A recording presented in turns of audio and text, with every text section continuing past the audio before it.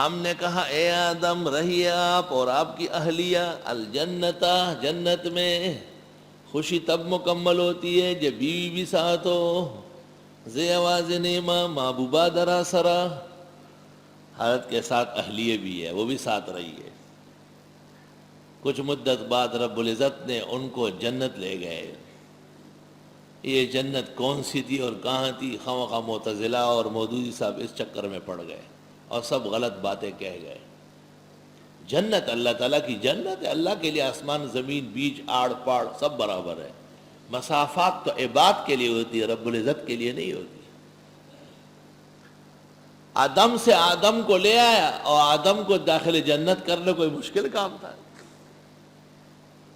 وَكُلَا مِنْهَا رَغَدًا، اور کھائیے دونوں اس میں سے کھل کر، خوب کھاؤ پیو، حیث شئتما جہاں تم چاہو۔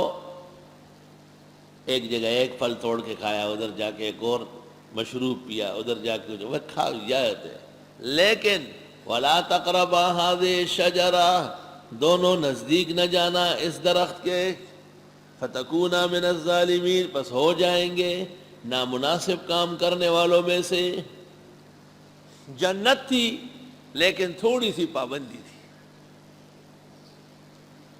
لوگ اشکال کرتے کہ جنت میں تو حساب کتاب نہیں ہے، تو جواب یہ ہے کہ یہ امتحانی جنت ہے، وہ دائمی جنت میں حساب کتاب نہیں ہوگا۔ اب آدم و حوا جنت میں گھوم پھر رہے ہیں، عیش و عشرت کر رہے ہیں، اور یہ بے ایمان جو ہے ابلیس، یہ بدعتیوں کا جرنیل، کیونکہ نور و بشر اس نے اٹھایا ہے نا۔ اَأَسْجُدُ لِمَنْ خَلَقْتَهُ بَشَرًا، سورۃ ہجر میں ہے کہ میں بشر کا سجدہ نہیں کروں گا، نور ہونا ضروری۔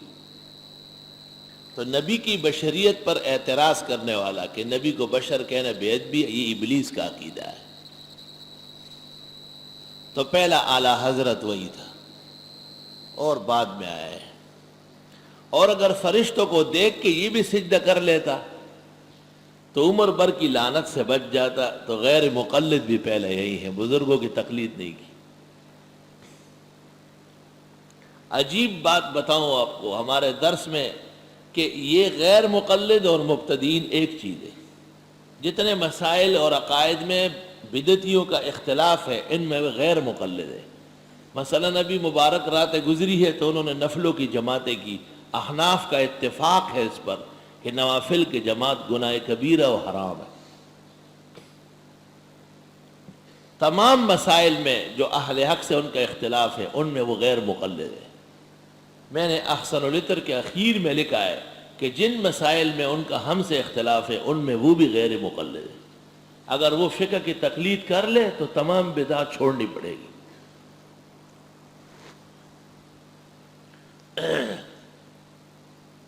یہ درخت کون سا تھا؟ مفسرین کو جو جو درخت پسند تھا، کسی نے کہا انگور کا تھا، کسی نے کہا انجیر کا تھا، ایسے خواہ خواہ۔ مشہور یہ ہے کہ یہ گندم کا درخت تھا، اور کہتے ہیں حوا نے ایک دانہ لیا اور ناخن سے توڑا تو اس میں ایک نشان سا بنا ہوا ہے۔ یہ تو حدیث شریف میں ہے کہ یہ بہت بڑا دانہ تھا، فما زال تنقص، مسلسل گٹ رہا۔ شروع میں گندم کا دانہ بھی ایسا تھا جیسے ٹماٹر اور سیب، فما زال تنقص، مسلسل دانہ گٹ رہا۔ ہمارے محتاط مفسرین نے کہا ہے کہ بس اس کا ترجمہ کرو شجرہ ممنوعہ، وہ درخت جس کے پاس جانے کی اجازت نہیں تھی۔ معلوم ہوا کہ کسی گناہ میں مبتلا ہونا اور بات ہے، اور اس گناہ کے مواطن کے قریب ہونا اور بات ہے۔ فقہائے کرام نے اس سے استدلال کیا ہے، کسی کے گناہ اور جرم سے بچنے کے لیے پہلے سے پابندی لگائی جائے۔ جیسے باہر شر شور ہو تو طلباء کو پابند کیا جاتا ہے کہ باہر نہ نکلو، جس کو فقہائے کرام کہتے ہیں صدًا للذرائع وحسمًا لمادة الفساد۔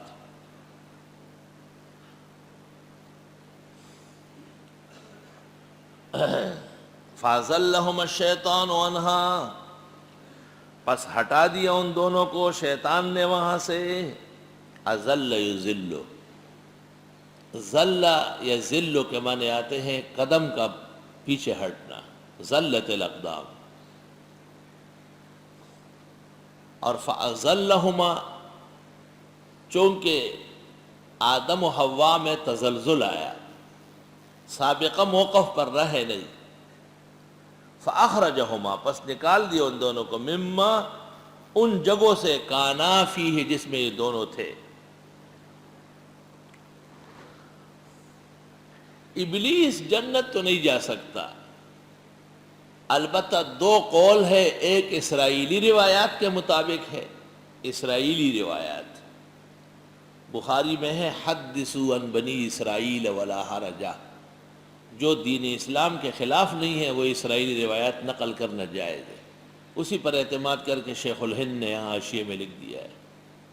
یہ حاشیہ بقرہ کا شبیر احمد صاحب کا نہیں ہے، یہ شیخ الہند کا ہے، ان کے استاذ کا ہے.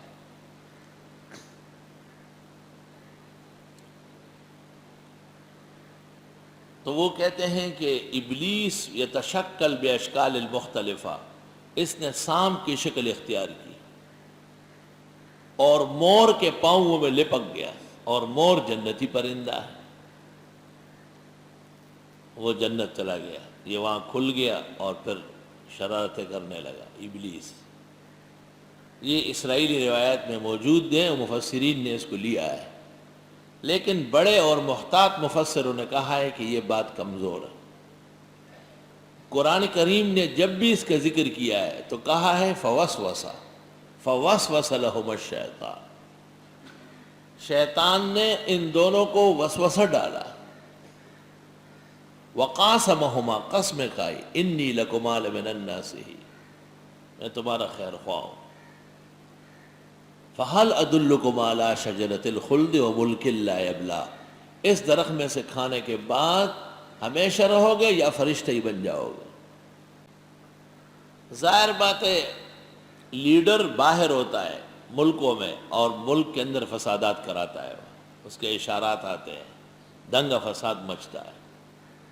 لیڈران جیل خانوں میں بند ہوتے ہیں، قید میں، اور باہر تحریکیں چلتی ہے. فوسوسہ، وسوسے کے لیے خود موجود ہونا ضروری نہیں ہے. وَقُلْنَا اهْبِطُوا بَعْضُكُمْ لِبَعْضٍ عَدُوٌّ، اور ہم نے کہا اترو، بعض تمہارے بعض کے دشمن ہوں گے. یا رب،